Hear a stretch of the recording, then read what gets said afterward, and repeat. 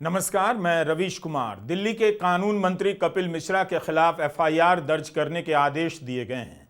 दिल्ली के Rouse Avenue court के अतिरिक्त मुख्य न्यायिक मजिस्ट्रेट वैभव चौरसिया ने अपने आदेश में कहा है कि मोहम्मद इलियास की याचिका में जिन घटनाओं का ब्यौरा दिया गया है उनमें से एक के संबंध में कपिल मिश्रा के खिलाफ संज्ञेय अपराध पाया गया है। कोर्ट ने कहा है कि अभियोजन पक्ष यानी मोहम्मद इलियास की तरफ से जो सामग्री पेश की गई है उससे पता चलता है कि कपिल मिश्रा संबंधित क्षेत्र में मौजूद थे, इसलिए एफआईआर कर आगे जांच होनी चाहिए।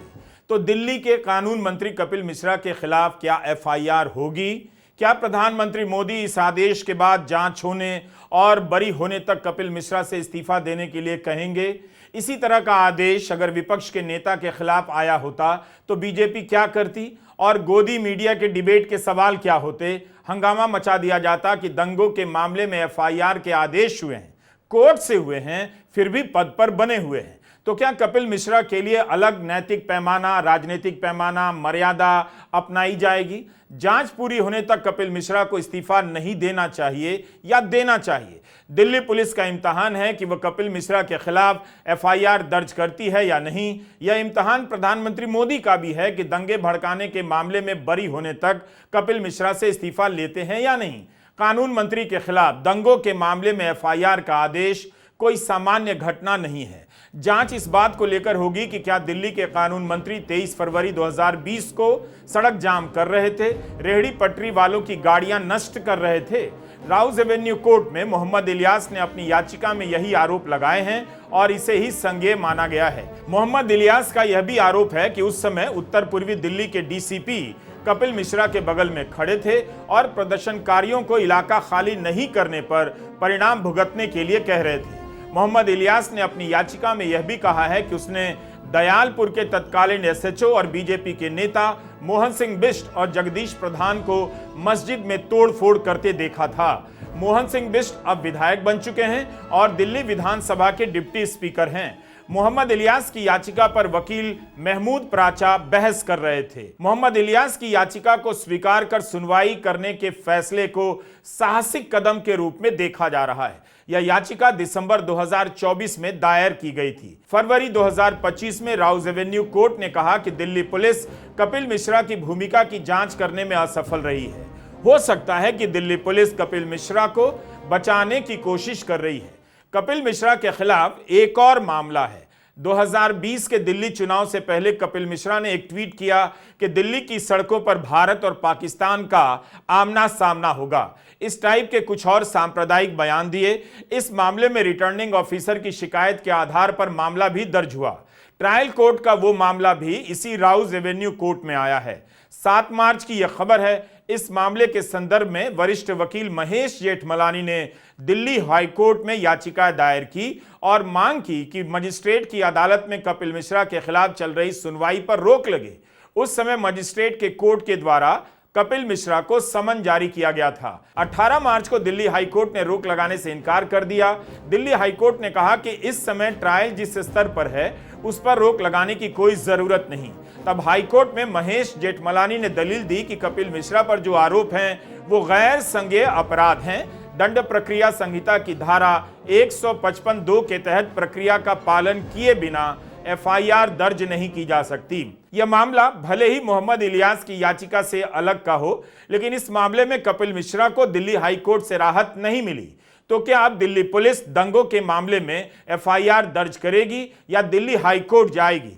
इस तरह के बयान बार बार देने के बाद भी कपिल मिश्रा को कानून मंत्री बनाया गया और अदालत के बार बार कहने के बाद भी उनके खिलाफ एफआईआर नहीं होती है। अगर कपिल मिश्रा के खिलाफ एफआईआर होती है तो यह दिल्ली दंगों के मामले में पहली बड़ी एफआईआर होगी जिसमें किसी बीजेपी नेता का नाम होगा। फरवरी 2020 में दिल्ली में दंगा हुआ, तब से 5 साल बीत गए। कपिल मिश्रा के बयान की जांच और एफआईआर को लेकर अलग अलग कोर्ट के बयान और आदेश आ गए हैं। यह खबर तो फरवरी 2020 की है। 26 फरवरी 2020 को दिल्ली हाईकोर्ट में एक इमरजेंसी सुनवाई हुई जो देर रात तक चली। इसमें दिल्ली हाईकोर्ट के सामने कपिल मिश्रा के बयानों का वीडियो सुनाया गया। दिल्ली हाईकोर्ट के जस्टिस एस मुरलीधरन और जस्टिस तलवंत सिंह की बेंच में यह सुनवाई चल रही थी।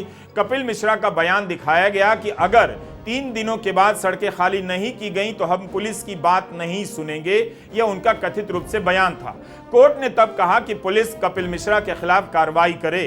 हाई कोर्ट ने इस बात को लेकर भी नाखुशी जाहिर की कि भड़काऊ बयान देने के लिए बीजेपी नेताओं के खिलाफ एफआईआर नहीं हो रही है। फरवरी 2020 में दिल्ली हाई कोर्ट ने दिल्ली पुलिस के कमिश्नर को आदेश दिया कि इनके बयानों के वीडियो देखे जाएं जिनमें कथित रूप से भड़काऊ बयान दिए गए हैं और इनके खिलाफ एफआईआर दर्ज हो। 5 महीने के बाद दिल्ली पुलिस हाई कोर्ट में जाकर कहती है पुलिस को कपिल मिश्रा के खिलाफ कोई सबूत नहीं मिला, इसलिए एफआईआर दर्ज नहीं हुई। दिल्ली पुलिस ने कहा कि वह कपिल मिश्रा के जवाब से संतुष्ट है। तब वकील शाहरुख आलम ने पूछा था, आप व्यक्ति के हिसाब से संतुष्ट हो जाते हैं, आखिर कब तक कपिल मिश्रा के खिलाफ जांच नहीं होगी? अदालत को कितनी बार आदेश देने पड़ेंगे? इस दौरान कपिल मिश्रा चुनाव जीतकर विधायक बन जाते हैं और दिल्ली के कानून मंत्री बना दिए जाते हैं। बीजेपी और मोदी सरकार कपिल मिश्रा को कानून मंत्री बनाकर अदालत को क्या संदेश देना चाहती है? ये कब हुआ, कहां हुआ कि कानून मंत्री के खिलाफ कोर्ट जांच से लेकर एफआईआर की बात कर रहा है, आदेश दे रहा है और एफआईआर दर्ज नहीं हो रही है? 5 साल बीत गए। आपके स्क्रीन पर 2 हेडलाइन है। पहली हेडलाइन 1 अप्रैल 2025 की है कि दिल्ली दंगों के मामले में दिल्ली के कानून मंत्री कपिल मिश्रा के खिलाफ जांच हो, एफआईआर हो। मार्च 2022 की यह खबर देखिए। बीजेपी के सांसद अनुराग ठाकुर के गोली मारने के भड़काऊ नारे के मामले में सुनवाई के दौरान दिल्ली हाईकोर्ट के जस्टिस चंद्रधारी सिंह ने कहा कि अगर आप मुस्कुराते हुए कुछ कहते हैं तो इसमें कुछ आपराधिक नहीं है। अनुराग ठाकुर और परवेश वर्मा के खिलाफ एफआईआर करने की याचिका पर सुनवाई होती रही है, मगर आज तक एफआईआर नहीं हुई। 3 नेताओं के खिलाफ एफआईआर दर्ज नहीं हो पा रही है। कभी लोअर कोर्ट तो कभी हाई कोर्ट में सुनवाई और आदेश जारी हो रहे हैं। दिल्ली पुलिस ने कोर्ट में कहा है कि कपिल मिश्रा को फंसाया जा रहा है, यानी दिल्ली पुलिस मानती है कि वे निर्दोष हैं। उसी दिल्ली पुलिस को दिल्ली की एक अदालत ने कहा है कि एफआईआर कीजिए, इनकी भूमिका की जांच कीजिए। 5 मार्च को दिल्ली पुलिस ने राउज एवेन्यू कोर्ट में कहा कपिल मिश्रा को इस मामले में फंसाया जा रहा है और 2020 के दंगों में उनकी कोई भूमिका नहीं। एक राज्य के कानून मंत्री के खिलाफ दंगों में भूमिका का सवाल कोर्ट के सामने हो, क्या कपिल मिश्रा को कानून मंत्री बनाया जाना चाहिए था? 5 साल गुजर गए। भारत की न्यायपालिका और कार्यपालिका अजीब मोड़ पर है। कानून मंत्री के खिलाफ दिल्ली पुलिस एफआईआर नहीं कर रही है, वह भी तब जब दिल्ली पुलिस देश के गृह मंत्री को रिपोर्ट करती है, कानून मंत्री को नहीं।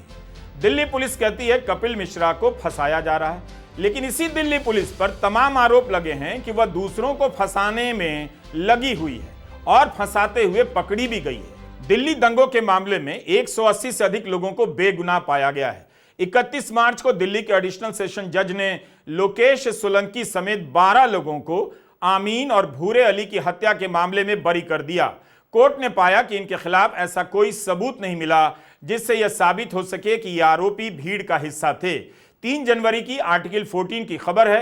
28 फरवरी 2020 को दिल्ली पुलिस ने मुस्लिम समुदाय के 6 लोगों के खिलाफ दंगा करने के आरोप के तहत मामला दर्ज किया।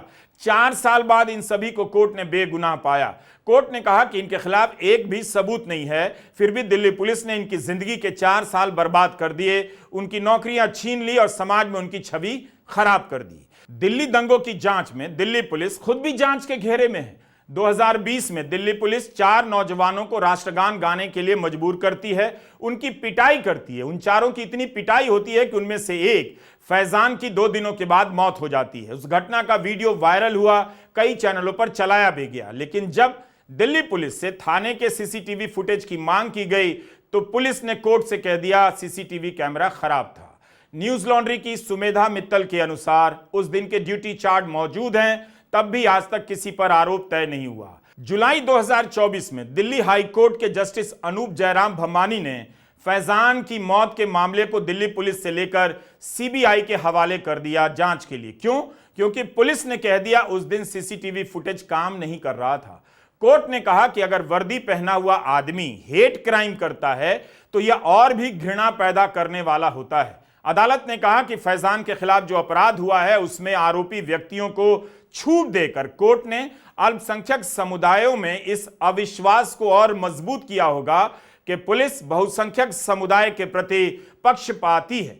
अगर फैजान का मामला दिल्ली पुलिस से लेकर सीबीआई को दिया जा सकता है तो कपिल मिश्रा का मामला किसी स्वतंत्र एजेंसी को क्यों नहीं दिया जा सकता? दिल्ली दंगों के मामले में 180 से ज्यादा लोग बरी हुए हैं। कई मामलों में कमजोर सबूत या सबूत ना होने पर भी गिरफ्तार करने या मुकदमा करने को लेकर पुलिस को फटकार मिली है। बीबीसी की रिपोर्ट है कि 126 मामलों में दिल्ली पुलिस खुद गवाह बन गई थी। अब सवाल उठता है कि क्या वही दिल्ली पुलिस दिल्ली के कानून मंत्री के खिलाफ एफआईआर करेगी और जांच करेगी? आखिर कपिल मिश्रा के इस भाषण को लेकर मामले दर्ज क्यों नहीं हो सके? उमर खालिद के खिलाफ भाषण को लेकर मामला दर्ज हुआ और वे 4 साल से जेल में हैं, जबकि उमर खालिद के वकीलों का कहना है उन्होंने कहीं से भड़काने वाली बात नहीं कही। उमर खालिद ने दिल्ली से हजारों किलोमीटर दूर दंगों से 1 सप्ताह पहले भाषण दिया था, जबकि कपिल मिश्रा का भाषण तो दिल्ली में और दिल्ली पुलिस के सामने दिया गया। दिल्ली दंगों के तथ्यों की जांच के लिए दिल्ली अल्पसंख्यक आयोग ने 10 सदस्यों की फैक्ट फाइंडिंग टीम बनाई।